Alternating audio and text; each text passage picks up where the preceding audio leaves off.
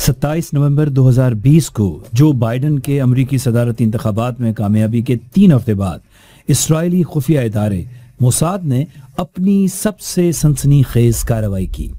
Iran के अस्करी जौहरी programme के सरबराह Mohsin फखरीजादा Tehran से 40 मील मशरक में गोलियों का निशाना बने।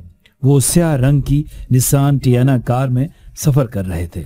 उन्हें फौरी तौर पर हेलीकॉप्टर के जरिए अस्पताल ले जाया गया, लेकिन शाम 6:17 पर ईरान की वजारत इत्तिफा ने एक प्रेस रिलीज जारी करते हुए ऐलान किया कि फखरीजादा अब नहीं रहे। उन्हें तेहरान में एक रिमोट कंट्रोल मशीन गन के जरिए निशाना बनाया गया। इस हमले की तैयारी 8 माह तक की गई, जिसमें मोसाद के ईरानी एजेंट भी शामिल थे। तो फखरीजादा को निशाना क्यों बनाया गया? उनको कत्ल करने की तैयारी कैसे की गई? उस पर अमल दरामद कैसे हुआ? और फखरीजादा के पाकिस्तान और शुमाली कोरिया से ताल्लुकात कैसे थे?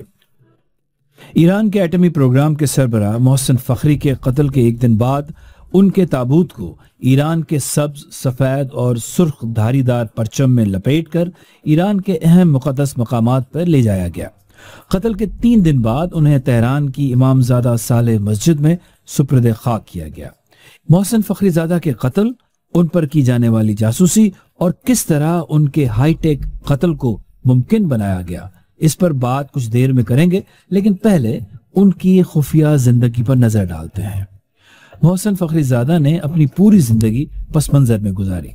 2023 में शाया होने वाली किताब टारगेट तेहरान में यूना जेरेमी बॉब और एलन एवेटर लिखते हैं कि उनके बारे में इतनी राजदारी रखी गई थी कि उनकी सिर्फ अलग अलग तस्वीरें ही दस्तयाब थीं।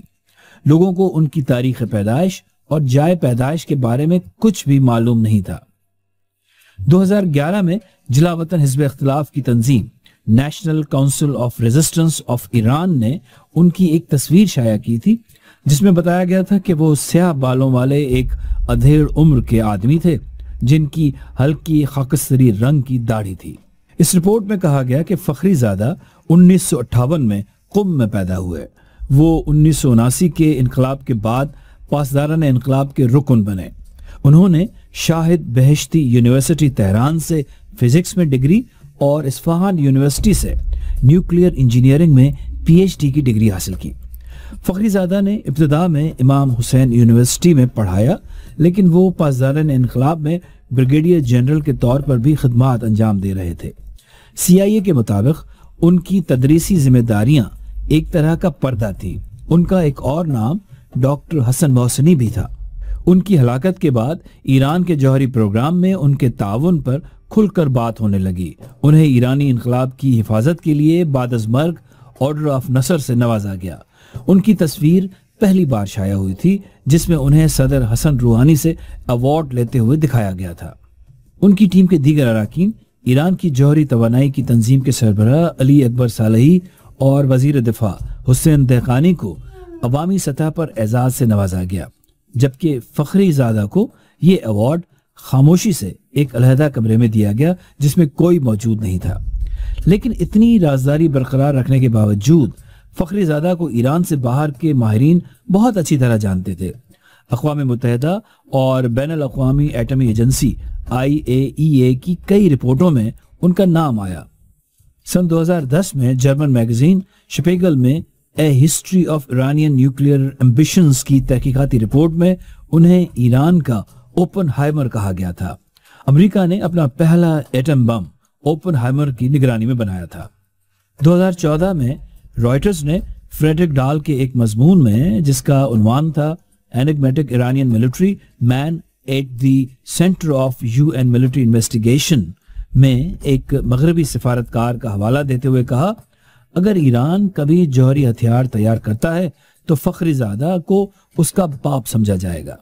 यूना जेरेमी बॉब और एलन एवेटर लिखते हैं, फखरीजादा ने कई बार शुमाली कोरिया का दौरा किया, जहां उसने अपनी आंखों से जौहरी तजुर्बात का मुशाहिदा किया। पाकिस्तान के जौहरी हथियारों के मंसूबे के सरबराह अब्दुल कदीर खान से भी मुलाकात की। यही नहीं, जेरेमी बॉब और एवेटर लिखते हैं कि फखरीजादा ने रूसी साइंसदानों के साथ मिलकर वो शहर में एक जौहरी प्लांट बनाया था। इसराइल के मिलिट्री इंटेलिजेंस के साबिक सरबराह मेजर जनरल हारून फरकाश ने हमें बताया कि फखरीजादा ने चीनी जौहरी साइंसदानों के साथ भी ताल्लुकात इस्तवार किए थे, जिसकी मदद से उन्होंने इस्फहान न्यूक्लियर प्लांट बनाया था। फखरीजादा का कत्ल काफी ड्रामाई अंदाज से रिमोट कंट्रोल मशीन गन के जरिए किया गया।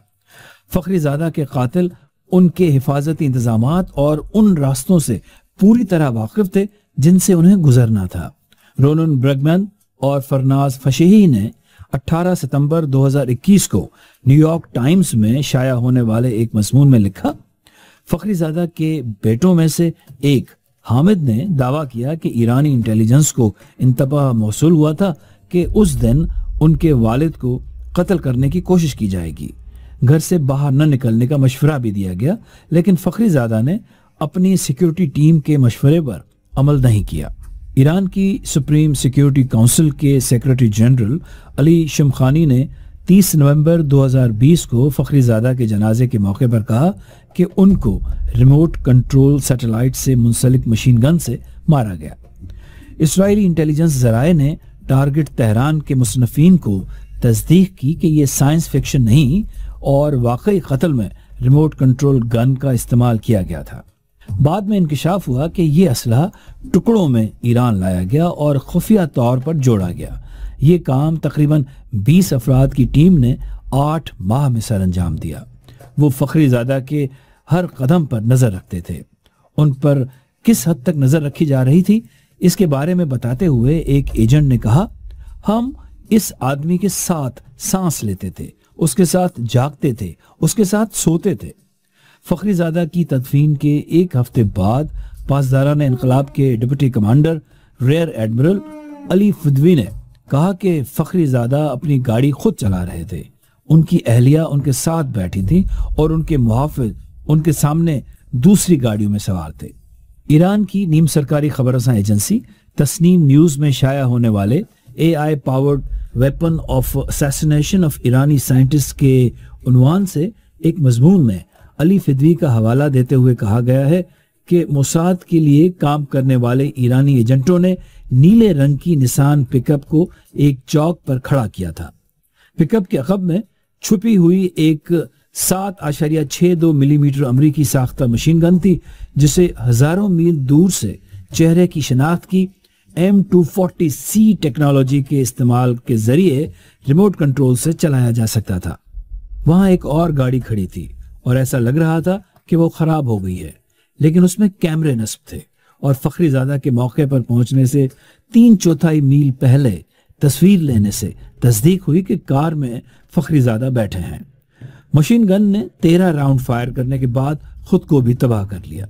रेयर एडमिरल अली फिदवी का मजीद कहना था कि जैसे ही गाड़ी शहर की तरफ बढ़ी तो फखरीजादा की गाड़ी दूर से दिखाई देने लगी। कमांड मिलते ही मशीन गन से कुल 13 राउंड फायर किए गए, जिसके बाद मशीन गन खुद ब खुद फट गई और उस पिकअप को भी धमाके से उड़ा दिया जिसमें उसे रखा गया था। इस मशीन गन ने फखरीजादा के चेहरे को निशाना बनाया। निशाना इतना दुरुस्त था कि उनकी बीवी, जो उनसे सिर्फ 25 सेंटीमीटर दूर बैठी थी, उन्हें कोई चोट नहीं आई। मशहूर सहाफी जैक वॉलिस सिमंस ने ज्यूइश क्रॉनिकल में शाया होने वाले अपने मजमून ट्रूथ बिहाइंड किलिंग ऑफ ईरानी साइंटिस्ट में इस तफसील की तस्दीक की है। फखरीजादा के जाती मुहाफिज को भी 4 गोलियां लगीं जब वो उन पर कूद पड़े। इस मुहाफिज का नाम हामिद असगरी था।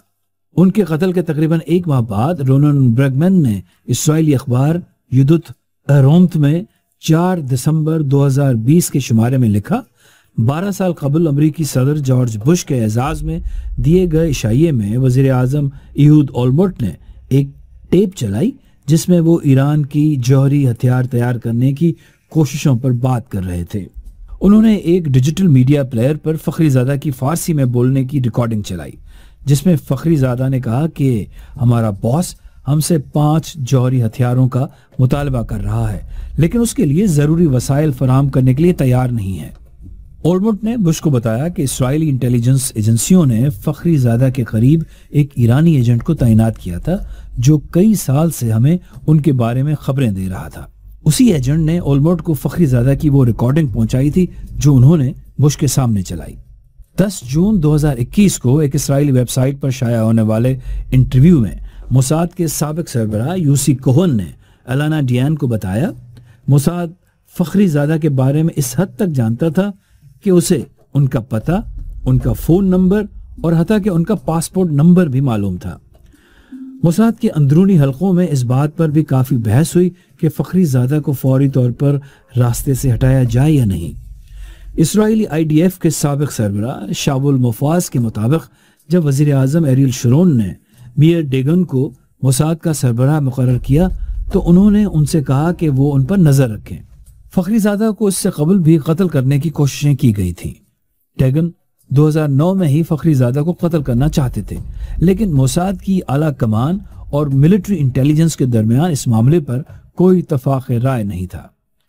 जेरेमी बॉब और एवेटर लिखते हैं, उस वक्त डेगन के नंबर 2 तैमर पार्डो का ख्याल था कि जब तक मोसाद फखरीजादा की हर हरकत पर नजर रखे हुए है उस वक्त तक उन्हें जिंदा रखना बेहतर होगा। 2009 में ही एक मंसूबा बना, लेकिन ईरानी उस मंसूबे से वाकिफ थे।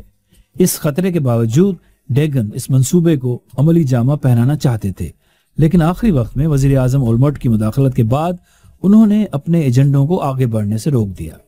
बॉब और एवेटर ने लिखा है कि ऐसा इससे पहले भी 2 बार हो चुका था जब आखिरी वक्त पर हमले का फैसला मौखर कर दिया गया था। सन 2020 में उनके कत्ल से ईरान की साख को शदीद ठेस पहुंची। ईरान ने एक बासलाहियत साइंसदान को खो दिया जिसके पास बेमिसाल तजुर्बा और तंजीमी इल्म था और जो शुरू से ही ईरान के जौहरी प्रोग्राम से वाबस्ता था। फखरीजादा के कत्ल की वजह से ईरान का जौहरी प्रोग्राम रुक गया। जैकल विलियम साइमंस ने लिखा है कि ईरानी इंतजामिया के अंदरूनी जायजे के मुताबिक ईरान को फखरीजादा के मुतबादिल को तलाश करने और उसे फ़ाल करने में कम से कम 6 साल लगेंगे।